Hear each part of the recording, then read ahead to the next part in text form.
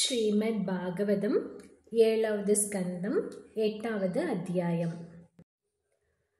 अथ अष्टमोऽध्यायः। नारद उवाच। अथ दैत्यसुता सर्वे श्रुत्वा तदनुवर्णितम् जगृहुः निरवध्यत्वान्नैव गुर्वनुशिक्षितम्। अथाचार्यसुतस्तेषां बुद्धिमेकान्तसंस्थिताम् आलक्ष्य भीतस्वरितो राम्या आवेदयद्यथा। श्रुत्वा तदप्रियं दैत्यो दुस्सहं तनयानयम् कोपावेश सलद्गात्र पुत्रं हन्तुं मनोदधे। क्षिप्त्वा परशया वाचा प्रह्लादमतदर्हणम् आहेक्षमाणपापेन तिरश्चीनेन चक्षुषा। प्रश्रयावनतं धान्तं बद्धाञ्जलिमवस्थितम् सर्पपदाहतैव श्वसन् प्रकृतिदारुणः। हे दुर्विनीतमन्धात्मन् कुलभेदकराधम स्तब्धं मच्चासनोद्धूतं नेष्येत्वाद्ययमक्षयम्। क्रुद्धस्य यस्य कम्पन्ते त्रयो लोकाः सहेश्वराः तस्य मे भेदवन्मूढ शासनं किं बलोद्यगाः। प्रह्लाद उवाच। न केवलं मे भवतस्य राजन् स वै बलं बलिनां शापरेषाम् परे वरे मे स्थिरजङ्गमा ये ब्रह्मादयो येन वशं प्रणीताः। स ईश्वरकाल उरुक्रमोऽसवोज सहस्रध्वबलेन्द्रियात्मा स एव विश्वं परमस्वशक्तिभिः सृजत्यवत्यत्ति गुणत्रयेशः। जह्यासुरं भावमिमं त्वमात्मनः समं मनो दत्स्वन सन्ति विद्विषः। ऋते चितादात्मन उद्बधस्थितात् दधिः अनन्तस्य महत्समर्हणम्। दस्यून् पुराशन्न विजित्य लम्बतोम् अन्यन्त एके स्वजितादिशो दश। जितात्मनोऽन्यस्य समस्य देहिनां साधो स्वमोहप्रभवा कुतः परे। हिरण्यकशिपुरुवाच। व्यक्तं त्वं मर्तुकामोऽसि योतिमात्रं विकत्तसे मुमूर्षूणां हि मन्दात्मन् ननु स्युर्विप्लवा गिरः। यस्त्वया मन्दभाग्योक्तो मदन्यो जगदीश्वरः क्वासो यदि स सर्वत्र कस्मात् स्तम्भेन दृश्यते। सोऽहं विकत्तमानस्य शिरकायद्धरामि ते गोपायेत हरिस्त्वाद्य यस्ते शरणमीप्सितम्।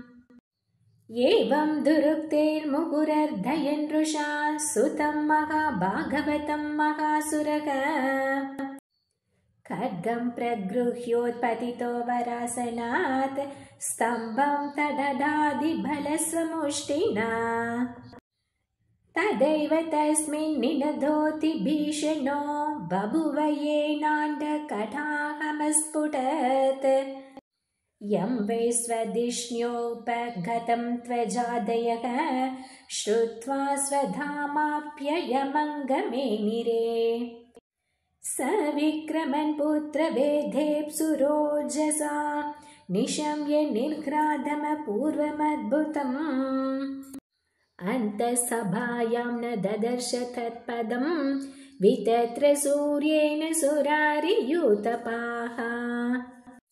सत्यं विधातुं निजभृत्य भाषितं व्याप्तिं च भूतेष्वखिलेषु चात्मनः अदृश्यताद्यद्भुतरूपमुद्वहन् स्तम्भे सभायां न मृगं न मानुषम् सत्यं विधातुं निजभृत्य भाषितं व्याप्तिं च भूतेष्वखिलेषु चात्मनः अदृश्यता अति अद्भुतरूपमुद्वहन् स्तम्भे सभायां न मृगं न मानुषम् सत्यं विधातुं निजभृत्य भाषितं व्याप्तिं च भूतेष्वखिलेषु चात्मनः अदृश्यता अति अद्भुतरूपमुद्वहन् स्तम्भे सभायां न मृगं न मानुषम् स सत्त्वमेनं परितोऽपि पश्यन् स्तम्भस्य मध्याधनुर्जिहानम् नायं मृगो नापि नरो विचित्रमहो किमेतन्नृं मृगेन्द्ररूपम् मीमांसमानस्य समुत्थितो अग्रतो नृसिंहरूपस्तदलं भयानकम् प्रतप्तचामि करचण्डलोचनं स्फुरत् सदा केसरज्जुम्बिधाननम् करालदंशं करवालसञ्चल क्षुरान्तजीवं भ्रुकुटीमुखोल्बणम् स्तब्धोर्ध्वकर्णं गिरिगन्धराद्भुत व्यातास्य नासं अणुभेदभीषणम् दिवि स्पृशत् कायमदीर्घभीवर ग्रीवोरुवक्षस्थलम् अल्पमध्यमम् चन्द्रांशुगौरैश्छुरितं तनूरुहै विश्वभुजानिकशतं नखायुधम् दुरासदं सर्वनिजेतरायुध प्रवेगविद्रावितदैत्यादानवम् प्रायेण मेयं हरिणोरुमायिना वदस्मृतोऽनेन समुद्यतेन किम् एवं ब्रुवं स्तभ्यपदद्गदायुधो नदन् नृसिंहं प्रति दैत्यकुञ्जरः अलक्षितोऽग्नौ पतितपदङ्गमो यथा नृसिंहौजसीषोऽसुरस्तदा न तद्विचित्रं खलु सत्त्वधामनि स्वतेजसा योऽनुपुरापि बद्धम ततो बिपद्याभ्यहनन् महासुरो रुषा नृसिंहं गदयोरुवेगया तं विक्रमन्तं सगदं गदाधरो महोरगं दाक्ष्यसुतो यथा गृहीत स तस्य हस्तोत्कलितस्तदासुरो विक्रीडतो यद्वदहिर्गरुत्मत असाध्वमन्यन्त हृतौकसोमरा गणच्छदा भारत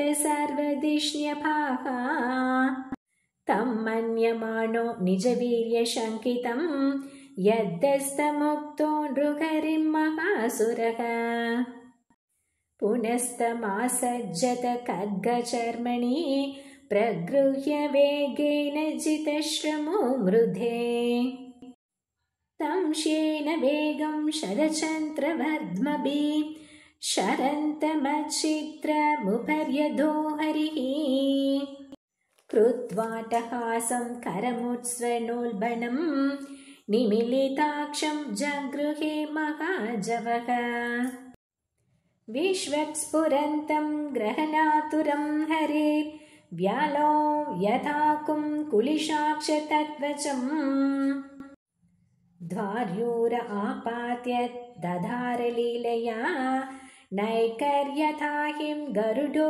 महाविशम् सम्भ्रम्भदुष्प्रक्ष्ये कराललोचनो व्याताननान्तं विलिहन् स्वजिह्वया अश्रुग्लवाक्तारुणकेसराननो यदान्त्रमालित्विभगत्यया हरिः न काङ्कुरोत्पाटितहृत्सरोहं विसृज्य तस्यानुचरानुदायुधान् अहन् समन्तान् नगशस्त्रपार्ष्णिभिर्दोर्दण्डयुधोऽनुपतान् सहस्रशः सटावधूता जलधा परापतन् ग्रहाश्च तद्दृष्टिविमुष्टरोचिसः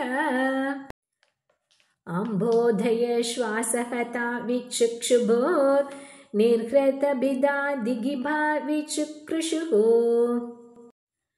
द्यौस्तत्सडोक्षिप्तविमानसङ्कुला प्रोत्सर्पतक्ष्मा च पदाति पीडिता शैलासमुत्पेतुरमुष्यरंहसा तत्तेजसाखं ककुभो न रेजिरे ततः सभायमुपविष्टमुत्तमे नृपासने सम्भृत तेजसं विभुम्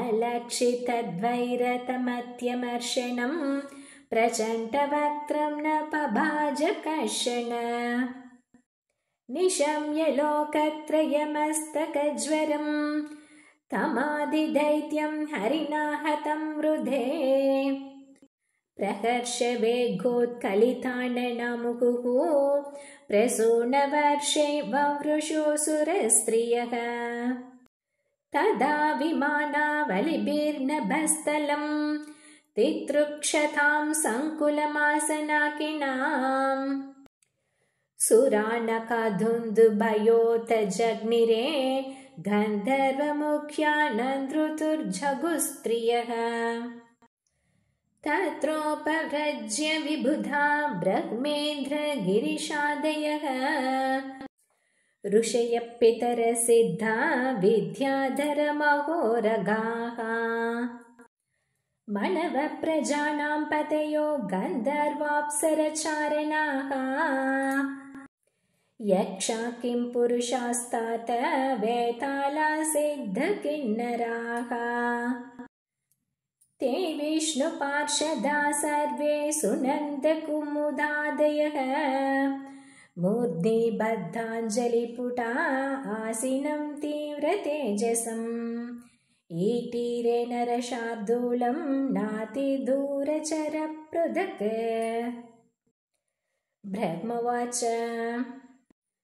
नतोऽस्म्यन्नन्दाय दुरन्तशक्तये विचित्रवीर्याय पवित्रकर्मणे विश्वस्य सर्गस्थितिसंयमान् गुणैः स्वलीलया सन्धत्ते व्ययात्मने श्रीरुद्रवाच कोपकालो युगान्तस्ते हतोऽयमसुरोल्पकः तत्सुतं पाह्युपश्रुतं भक्तं ते भक्तवत्सल इन्द्रवाच प्रत्यानीता परमभवता त्रायतान स्वभागा दैत्याक्रान्तं हृदयकमलं त्वद्गृहं प्रत्यबोधि कालग्रस्तं ख्यदितमहो नाथ शुश्रूषतां ते मुक्तिस्तेषां न हि बहुमता नारसिंहा परैः किम् ऋषयवूचुः त्वं नस्तप परममात्त यदात्मतेजो येनेदमादिपुरुषात्मगतं ससर्ज तद्विप्रलुप्तम् अमुनाद्य शरण्यपाल रक्षा गृहीत वपुषा पुनरन्वमंस्ताः पितरवूचुः श्रद्धानिनोधि बुभुजे प्रसभं तनुजे दत्ताति तीर्थसमयेऽप्यपि बुद्धिलाम्बो तस्योद्धरान्नखविधिर्नवपाद्य आर्चत्तस्मै नमो नृहरयो किल धर्मगोप्त्रे सिद्धावूचुः यो नो गतिं योगसिद्धामसाधुर् अहर्षिद्योगतपोबलेन नानादर्पं तं नखैर्निर्ददार तस्मै तुभ्यं प्रणतास्मो नृसिंह। विद्याधरावूचुः विद्यां पृथग्धारणयानुराधां नेषु दतज्ञो बलवीर्यदृप्तः स येन सांख्ये पशुबद्धतस्तं मायां नृसिंहं प्रणतास्म नित्यम्।